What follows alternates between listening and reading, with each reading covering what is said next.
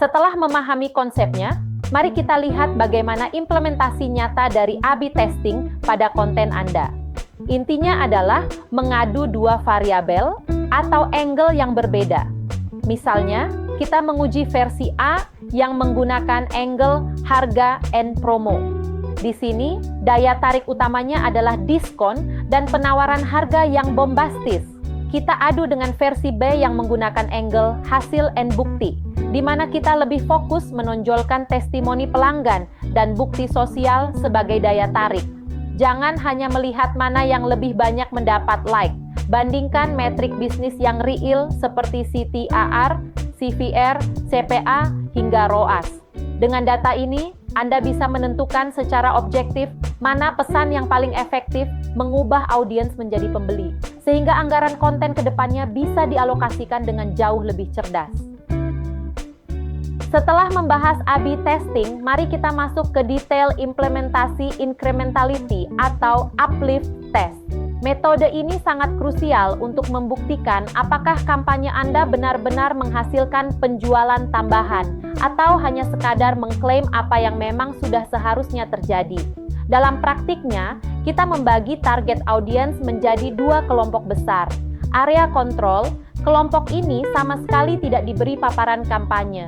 Fungsinya adalah sebagai baseline untuk melihat pertumbuhan organik yang terjadi secara alami tanpa intervensi pemasaran kita. Area treatment, kelompok inilah yang kita targetkan dengan kampanye penuh. Hasil akhirnya bukan dilihat dari berapa banyak klik, melainkan dari selisih pertumbuhan penjualan antara kedua area tersebut. Inilah satu-satunya cara ilmiah untuk mengukur dampak nyata dan nilai ekonomi yang sesungguhnya dari kampanye Anda. Agar lebih jelas, mari kita lihat contoh ilustratif dari penerapan cohort analisis ini.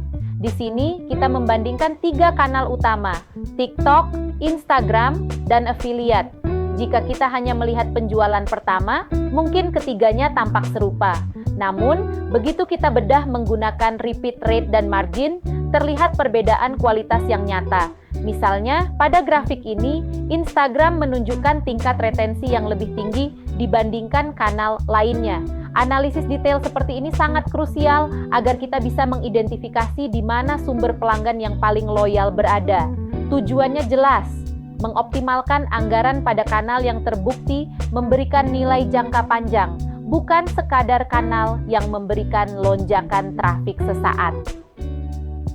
Langkah terakhir dalam proses evaluasi kita adalah mencari referensi luar atau benchmarking. Kita tidak bisa hanya menilai performa kita secara terisolasi. Kita perlu melihat bagaimana posisi kita dibandingkan dengan pemain besar di industri yang sama.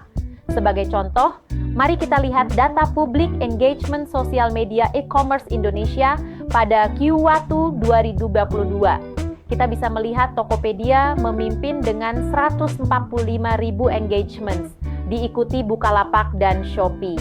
Sementara itu, Lazada tercatat jauh di bawah kompetitor utamanya.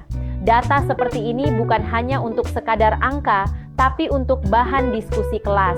Apakah engagement yang tinggi selalu berbanding lurus dengan penjualan?